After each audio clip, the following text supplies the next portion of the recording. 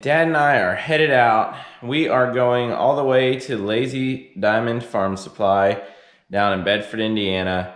It is a Saturday morning right now. We are going to go over to John's, get hooked up to the baler, and take off down south. We finally found a baler we were able to work a deal out on, and we are going to head down and get that thing picked up.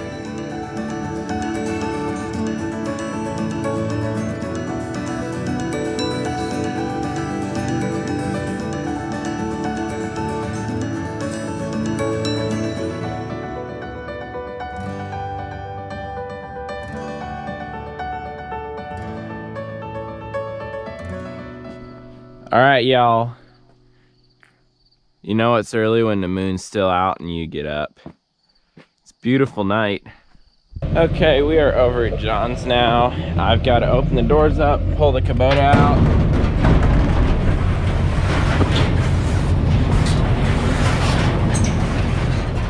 And then we will be ready to take off with the old baler.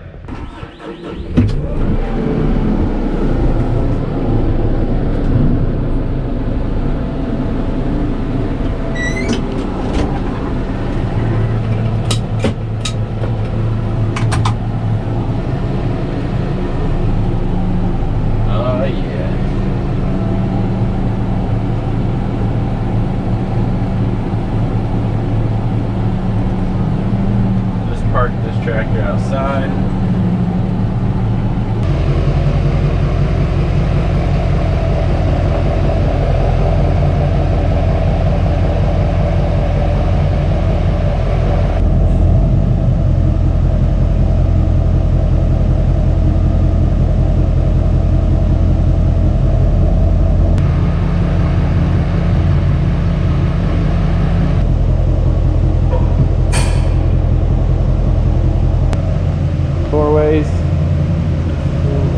Yep.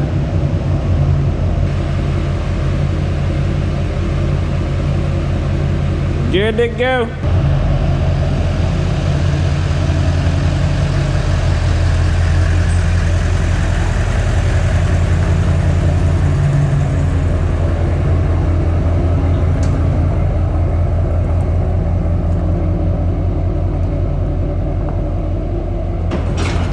Alright, y'all, we are loaded up and heading out.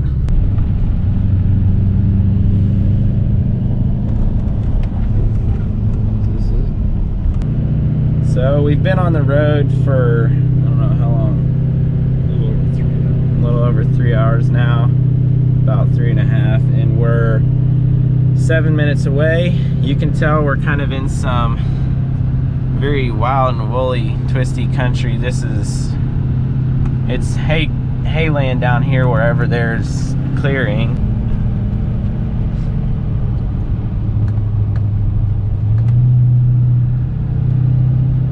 Y'all have probably figured out by now the fact that we're in Bedford, Indiana. We are not buying the baler from Glasscock.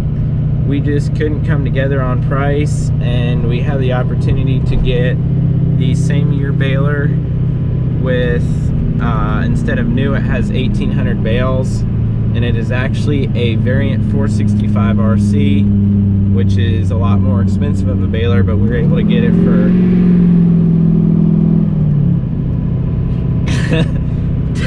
audio quality is real good in this truck. I mean, sounds cool, but we were able to get it for a much better price. We really wanted to buy something from Glasscock, but we just weren't able to get it for the price that we needed. Got the new variant 465 hooked up to the dually, and we're gonna be on our way home. See you back there. So we have made it back to the farm now with the new baler. It is the Klaus variant 465 RC. We basically went out and bought, well, aside from the McHale V6 750, we basically bought the nicest baler that you can get. And this thing and the McHale are right neck and neck. This has got a crazy amount of features. It's a very long-lasting, durable baler. And yeah, we're just gonna get it set up with the tractor now. We did have a slight issue since this thing's got a hydraulic drop floor inside the feeder. in case you ever plug it up, it'll go down so you can unplug it. Since this thing's got the hydraulic drop floor, it takes 3 remotes and our Kubota only has 2. We're gonna go ahead and order a 3rd remote for the tractor, but as of right now, we're gonna have to try and get a diverter that we've got, or my brother's using it right now, but stick the diverter in there and get it wired up so we have all the functions that we need so we can pick the header up and drop the floor if we need to. Time to get it connected and get all my wiring hooked up. I need to put the monitor in the cab. I'm gonna move it forward because this one has a steering guide on it. Tells you if you need to go left or right, filling the chamber side to side. So I'm gonna move the monitor a little bit forward, so I don't have to turn my head sideways as much to see if I need to go left or right.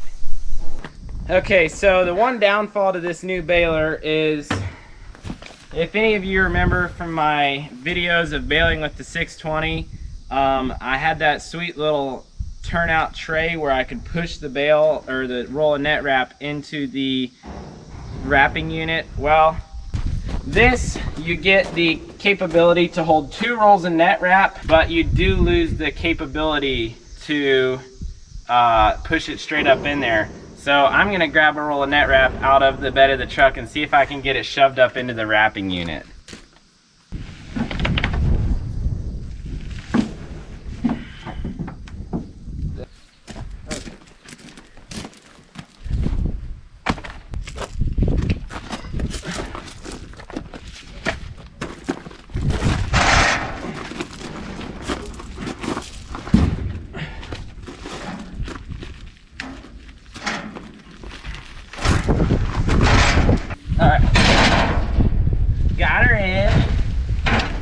Now it's time to run it.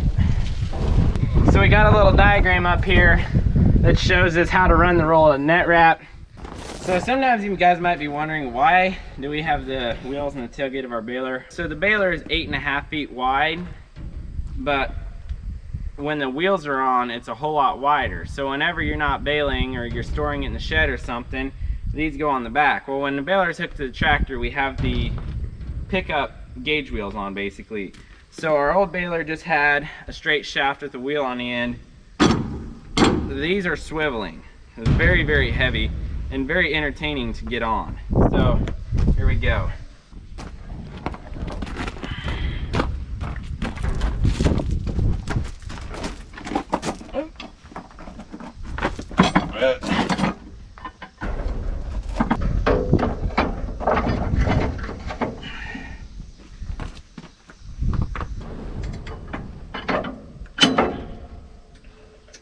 I'm gonna come back and set the height on those later once I get the hydraulics hooked up.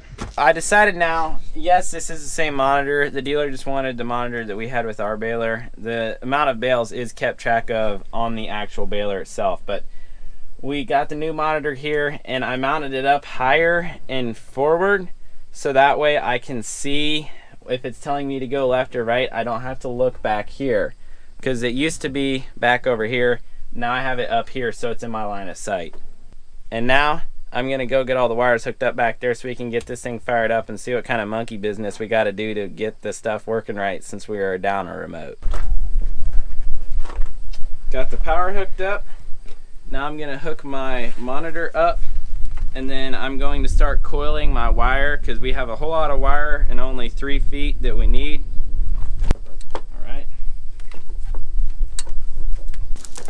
So right now we're gonna go ahead and check out the tail lights and turn signals on this baler just to make sure that it's all hooked up right and that it still works. Brake lights, tail lights, flashers, left turn signal, right turn signal, press the brake twice. I want to try the reverse lights. Ha, ha, ha.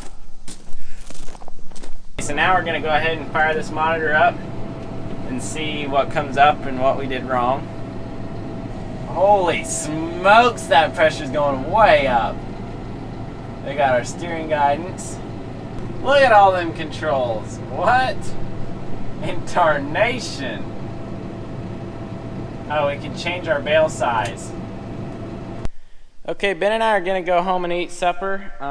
We have that thing all set up, except for the slight little issue. I'm gonna read in the book how to change a few settings on the monitor as far as like how to quickly adjust the amount of bale wraps, because yes, that's right guys, this thing does have the ESET net wrap. So if I want 3.5 wraps, I can just hit 3.5. If I want 2 wraps, I can just hit 2. It changes from the tractor seat. And then also it's kind of annoying right now to be using just 2 remotes when the baler takes 3, but we can make it work, and that won't be for too long because we'll get a hold of a Kubota dealer and get a remote sent out. The Kubota has the capability of supporting up to 4 remotes, has 2 right now. They all come out of the factory with 2.